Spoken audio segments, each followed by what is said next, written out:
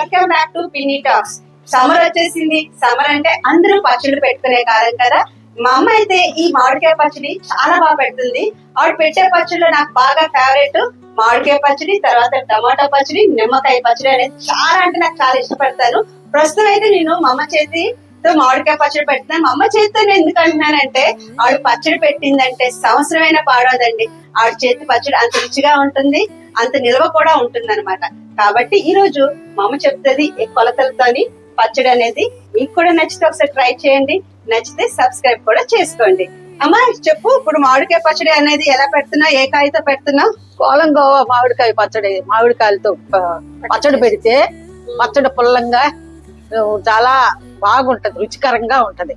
అందుకనే మేము కోలంగోవా మామిడికాయతో ముందుగా మామిడికాయలు కడిగి తుడిచి వాటిని ముక్కలు కొట్టించి దాని లోపల వైట్ గా ఉంటది చిన్న పొర, ఆ పొరను తీసేయాలి. తీస్తే మనకు సంవత్సరం అంతా పచ్చడి నిలవ ఉంటది.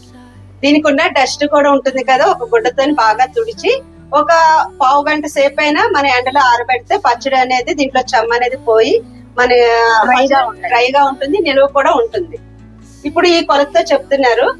ఈ కొలతతోనే మనం తీసుకున్న మామిడికాయలు అయితే 4 భాగాలు చేసి, అంటే కరెక్ట్ గా 4 కప్పులు వచ్చింది అన్నమాట. ఈ కొలతతో చెప్తే అందరికి బాగా అర్థం అవుతుందని తీశారు. ఇగో మయ్యం ఇందులో అలాగే ఇగో ఈ కొలతతోనే మామిడికాయలు 4 గిన్నెలు తీసుకున్నాం అనమాట. ఇవి వేసేస్తాం. ఇది ఎండలోనైతే ఒక పావు గంట సేపు అయితే ఆరబెట్టే, దాంట్లో ఏమన్నా చెమ్ము ఉంటే ఆరిపోతుంది.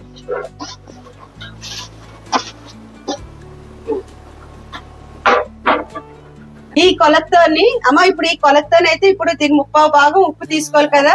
రాక్ సాల్ట్ అనేది మనం ఈ పచ్చళ్ళకి బాగుంటుంది, మామూలు రెగ్యులర్ సాల్ట్ కన్నాను.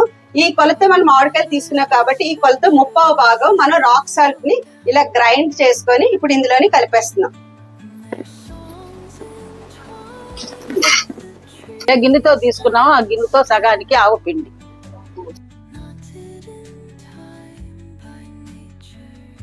ఆ 2 చెంచాలు మెంతి పిండి,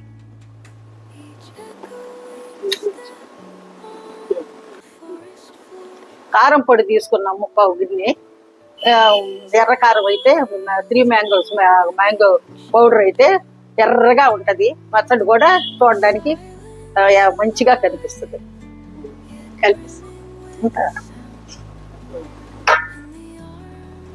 కప్పు వెల్లుల్లి తీసుకున్నాం. ఇది కూడా కొంచెం తడారినంత వరకు ఒక్క 10 నిమిషాలు అలాగా అది ఎండలో పెట్టుకోవచ్చు, లేదంటే ఫ్యాన్ గాల్లోనైనా కొంచెం ఈ దీనిలో ఉన్న చెమ్మపోయే వరకు కొంచెం అనమాట.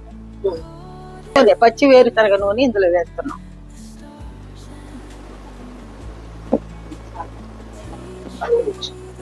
మళ్ళీ ఇది ఇప్పుడు కలిపేసుకొని మనం చూసుకొని లాస్ట్ లోని ఉప్పు గాని కారం గాని మళ్ళీ ఈ నూనె గాని వేసుకోవచ్చు.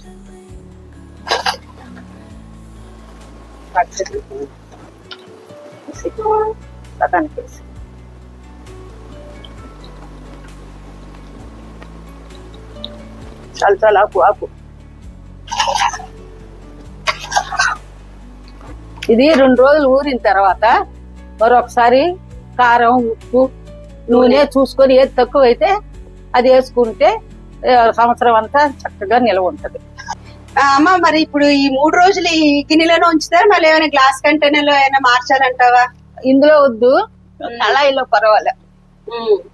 పెద్ద కళాయిలు ఉంటాయి కదా, నూనెతో వాడి ఉంటాం.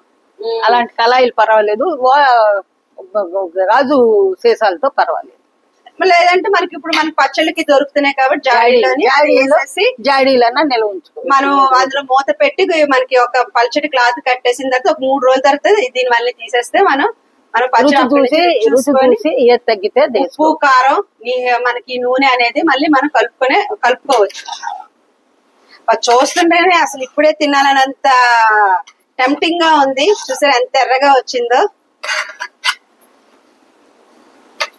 యాక్చువల్ గా ఈ పచ్చడికి కోలంగోవా కన్నా ఇంకా దీన్ని మనకి కొత్తపల్లి కొబ్బరి అయితే ఇంకా బాగుంటది కదా. కొత్తపల్లి కొబ్బరితో కూడా ముక్క అనేది మెత్తబడకుండా చక్కగా సంవత్సరం అంతా కూడా గట్టిగా ఉంటది అని అంటారు. కాబట్టి కొత్తపల్లి కొబ్బరి కూడా మీకు దొరికే అవకాశం ఉంటే దాంతో కూడా మీరు ఈ పచ్చడిని పెట్టొచ్చు. బాగా కింద మీద అన్నా ఒక్కసారి ఏలుతో ఇలా వెనక్కి సరిపోయింది లేదు చూడు. నేను చూసాను సరిపోయిందా? కొంచెం తగులుతుంది కూడా, ఇంకా అది లాగితే ఇంకా మళ్ళీ ఓరాలి కదా, అదే తగులుతుంది నోటి బాగా. చూడడానికి ఎంత బాగుందో.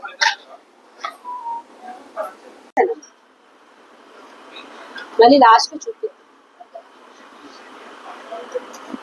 ఆఫీసే. మామిడికాయ ముక్కలన్నీ వేసి కలిపేసి జాడీలో కన్నా తీసుకోవచ్చు, గాజు సీసాలన్నా ఇలాగ వేసుకోవచ్చు. 3 రోజులు ఉండిన తర్వాత 3వ రోజు సాయంత్రం మళ్ళీ కింద మీద కలిపి పచ్చడి కింద మీద కలిపి నూనె తగ్గితే నూనె, ఉప్పు తగ్గితే ఉప్పు, కారం తగ్గితే కారం వేసుకొని చేసుకోవచ్చు. చేసుకుంటే పచ్చడి రాబోయే దినాల్లో కూడా సంవత్సరం అంతా చక్కగా నిలవ ఉంటుంది. ఏది తగ్గితే అది వేసేసుకుంటే చాలు. మనం గ్లాస్ కంటే వేసినప్పుడు చూసుకోవాల్సింది ఏంటంటే మనకి ఇవన్నీ చాలా నీట్ గా ఉండాలన్నమాట.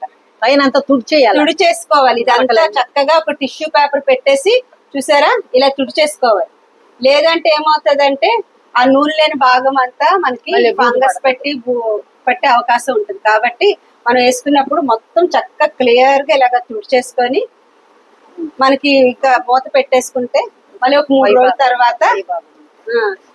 రోజుల తర్వాత మనకి పచ్చడి అయితే రెడీ అయిపోతుంది. ఇంకొకసారి చెప్తున్నా, మనకి ఇలాగా గ్లాస్ కంటైనర్ లోని వేసిన తర్వాత మనకి అంచులు ఇది ఉంది కదా, ఇదంతా ఇలా తుడిచేసుకోవాలి. ఒక పొడిగుడ్డతో గాని లేదంటే ఇలాగ టిష్యూ పేపర్ తోని ఇలాగ మొత్తము తుడిచేసుకోవాలి. లేదంటే నీట్ గా చేసేసుకోవాలి ఇలాగ. లేదంటే ఏమవుతుందంటే ఈ నూనె లేని భాగం ఎక్కడుందో అదంతా ఫంగస్ పెట్టి పచ్చడి పాడే అవకాశం ఉంటుంది. చూసారా ఎలా ఉందో, ముక్కలన్నీ ఇలాగ మునిగి ఉండాలి నూనెలోని.